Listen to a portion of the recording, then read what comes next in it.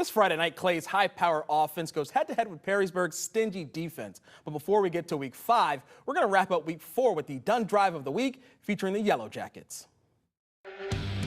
The Dunn Drive of the Week is presented by Dunn Chevy. A great deal is a done deal.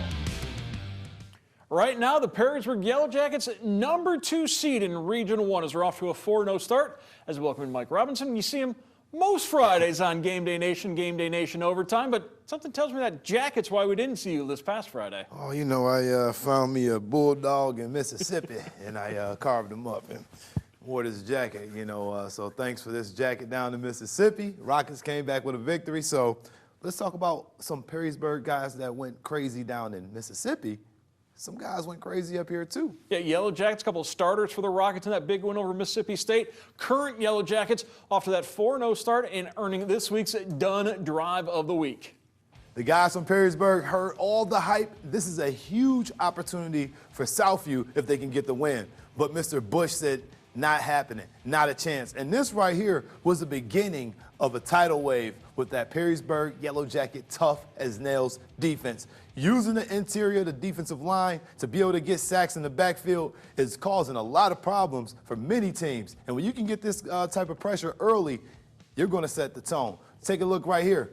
We know who that guy is. Mr. Tackett finding Dominic Woods going down the sideline. Look at the tackling. Lackluster, but this guy has all the skills you need. Mark, we got to see this thing again. Look at the play setup. Really good job by Dirk countering the guys, but this right here, this individual effort, stop and start ability, the lackluster tackling right there, but the footwork to stay in bounds was everything on that play. Got the whole team hyped. Take a look, it's 4th and 1. Huge play. Look at 24. No, that's not Connor Wallenczak. That's Wachowski right there. That's another guy who is going to be a big-time key for this team as we go down the stretch. But on 4th and 1, you got to give the ball to your #1 guys. And again, late in the first quarter, who else are you going to go to? Mr. Dominic Woods. Is it good? Just a little bit short. But look at the laser focus right there by Tackett, and look at the pass. I don't know. That was close. That was questionable. But anyway, what you going to do? You're going to line up, get those big road graders out front, and give it to Schroeder and let him do the rest. And that right there, my friends, was the drive of the week, because from there on, it was just lights out offense and defense from Perrysburg.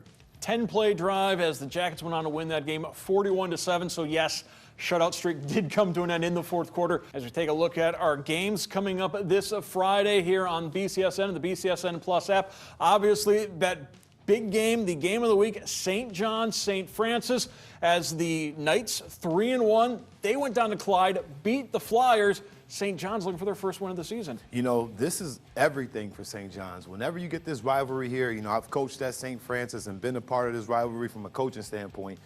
Guess what?